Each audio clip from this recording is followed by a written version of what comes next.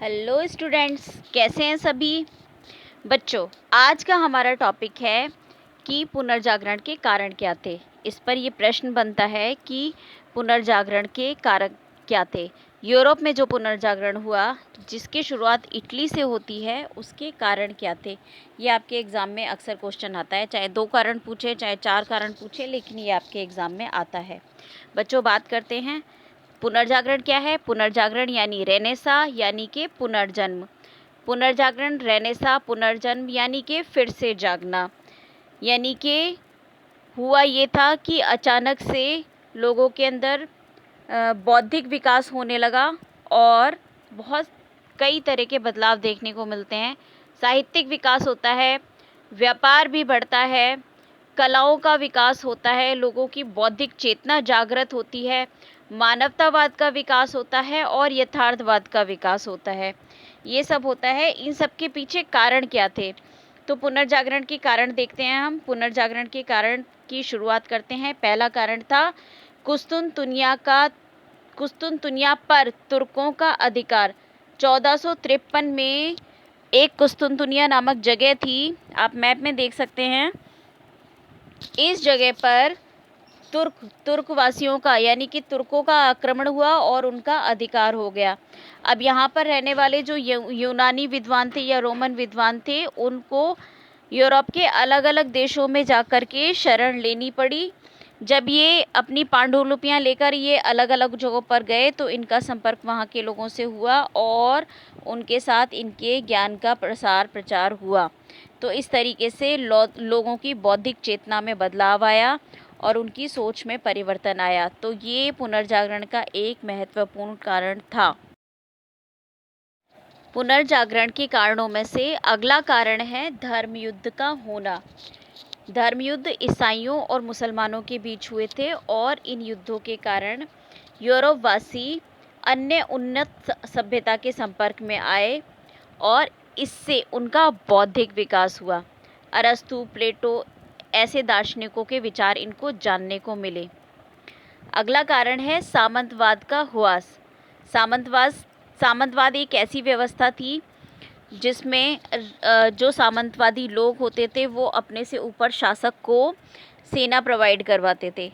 सामंतवाद के ह्रास के कारण जो कृषक, व्यापारी और कलाकार थे और जो आम जनता थी और काम धंधों को बढ़ाने का अवसर मिला और उनके मस्तिष्क में नए नए विचार आने लगे और उन्हें स्वतंत्र चिंतन का अवसर मिला, जिससे पुनर्जागरण का वातावरण तैयार हो गया। यानी कि जो सामंतवादी लोग थे उनके अधीन लोगों को काम करना पड़ता था, लेकिन जब सामंतवादी व्यवस्था ख़त्म हुई तो लोग थोड़ा थोड़ा स्वतंत्र हुए और वो अपने खुद के काम करने लगे। अगला कारण था स्वतंत्र नगरों का विकास होना। जब धर्म युद्धों के कारण सामंतों के पास धन की कमी हो गई तो व्यापारियों ने उन्हें मदद देकर नगरों को स्वतंत्र करने के लिए मजबूर कर दिया, जिससे स्वतंत्र नगरों का विकास हुआ। शिक्षा के प्रसार के कारण भी उनके विचार, दृष्टिकोण, भावनाएं ये बदलने लगे और अंधविश्वास की जंजीरों से वो बाहर निकले। छापे खाने का आविष्कार होना, इससे भी पुनर्जागरण बढ़ता है। पुनर्जागरण का ये एक बड़ा कारण था, छापे खाने का आविष्कार। छापे खाने का आविष्कार होने से पुस्तकें छपने लगी, जिससे लोगों में ज्ञान का प्रसार हुआ। यूनानी लेखकों का संरक्षण। कुस्तुनतुनिया से आने के पश्चात यूनानी लेखकों का इटली में स्वागत हुआ। देश के शासकों और धनाढ्य लोगों ने भी उन्हें पूर्ण संरक्षण दिया। अब पुनर्जागरण के प्रकाश को बढ़ना ही था। पुनर्जागरण के विकसित होने के पीछे एक कारण था मानवतावादी संस्कृति का प्रादुर्भाव, यानी कि मानवतावादी संस्कृति का पैदा होना। 14वीं शताब्दी से 17वीं शताब्दी में इटली के नगरों में क्या हो रहा था कि इटली के नगरों में व्यक्तियों को खुद के बारे में निर्णय लेने का मौका मिल रहा था और उनकी कुशलता और दक्षता आगे बढ़ रही थी। ऐसे व्यक्ति आधुनिकता की ओर बढ़ रहे थे। तो इस तरीके से ये पुनर्जागरण को बढ़ावा देने में एक महत्वपूर्ण भूमिका निभा रहा था। पुनर्जागरण के विकसित होने के पीछे एक और महत्वपूर्ण कारण था बाइजेंटाइन साम्राज्य और इस्लामी देशों के मध्य व्यापार में वृद्धि होना। यानी इनके बीच जब व्यापार बढ़ता है तो ये इटली के रास्ते होकर के जाते हैं, तो इटली के जो बंदरगाह हैं उन सभी बंदरगाहों पर चहल पहल बढ़ती है, आवाजाही बढ़ती है, जिसकी वजह से यहाँ का विकास होता है। फ्लोरेंस, वेनिस कुछ ऐसे नगर हैं जहाँ पर लोग लगभग स्वतंत्रता की ओर आगे बढ़ते हैं और वो खुले विचारों से सोचना प्रारंभ करते हैं। ये शहर जीवंत हो जाते हैं। वेनिस और जेनेवा भी कुछ ऐसे शहर होते हैं। ये शहर जीवंत हो जाते हैं और इनके अंदर एक अलग नागरिकता की भावना विकसित होती है, जिसकी वजह से ये पुनर्जागरण की ओर बढ़ते हैं। पुनर्जागरण के विकसित होने का एक और महत्वपूर्ण कारण यह था कि इटली के विश्वविद्यालयों में सबसे पहले मानवतावादी विषयों को पढ़ाया जाना शुरू किया गया।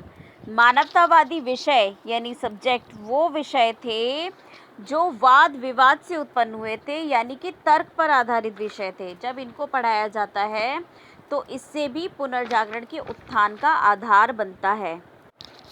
पुनर्जागरण के विकसित होने का एक और महत्वपूर्ण कारण होता है प्लेटो और अरस्तु के ग्रंथों को पढ़ा जाना। यानी कि ये चर्च से परे इनके जो विचार थे उनको पढ़ा जाता है और इन विचारों के लिए अरब वासियों का महत्वपूर्ण योगदान होता है, क्योंकि वो इन पांडुलिपियों का अनुवाद करते हैं और उन अनुवादों को पढ़ा जाता है, जिससे लोगों के विचार में परिवर्तन आता है। इसके अलावा भी बहुत सारी बुक्स को पढ़ा जाता है जो लोगों के विचारों में परिवर्तन लाती है। जैसे इब्न रुशद की जो लेखन कार्य था उसको पढ़ा जाता है, इब्न सिना के लेखन कार्य को पढ़ा जाता है, टॉलमी के ग्रंथों को पढ़ा जाता है। इनसे भी लोगों के विचारों में एक परिवर्तन आता है। पुनर्जागरण के उत्पन्न होने का एक और महत्वपूर्ण कारण था 15वीं शताब्दी में पोप, रोम में रहने वाला पोप राजनीतिक दृष्टि से शक्तिशाली हो जाता है और वह गिरजाघरों को बनवाने में प्रोत्साहन देता है। भव्य भवन बनाए जाते हैं, गिरजाघरों को तैयार किया जाता है। इससे वास्तुकला को प्रोत्साहन मिलता है और रोम के इतिहास के अध्ययन को भी वह प्रोत्साहित करता है।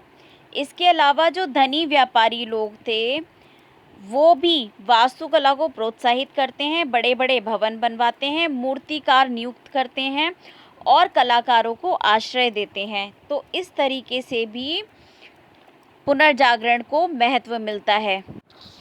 जब लोगों के ऊपर से, मानव जीवन पर से धर्म का नियंत्रण कमज़ोर होता है तो लोगों की सोच में बदलाव आता है और नई नई संकल्पनाएं विकसित होती हैं। अब वह भौतिक संपत्ति और शक्ति और गौरव के प्रति आकर्षित होते हैं। तो ये चीज़ें भी लोगों को पुनर्जागरण की तरफ आगे बढ़ने में मदद करती हैं। तो बच्चों, ये कुछ कारण थे जिनकी वजह से पुनर्जागरण को प्रोत्साहन मिलता है। आप सभी अगर इस वीडियो को 2-3 बार सुन लेंगे तो आपको ये कारण याद हो जाएंगे और एग्ज़ाम में आने के पूरे चांस हैं। 3 नंबर में या 6 नंबर में ये क्वेश्चन आपके एग्ज़ाम में आ सकता है। मेरे वीडियोस उन बच्चों तक भी पहुंचाएं जो वर्किंग होने की वजह से या किसी कारणवश पढ़ाई ठीक से नहीं कर पाते हैं, स्कूल ठीक से नहीं जा पाते हैं, क्लासेस अटेंड नहीं कर पाते हैं। तो ये वीडियो उन तक भी पहुंचाएं। मेरे वीडियो को लाइक, शेयर और सब्सक्राइब करें। Bye bye.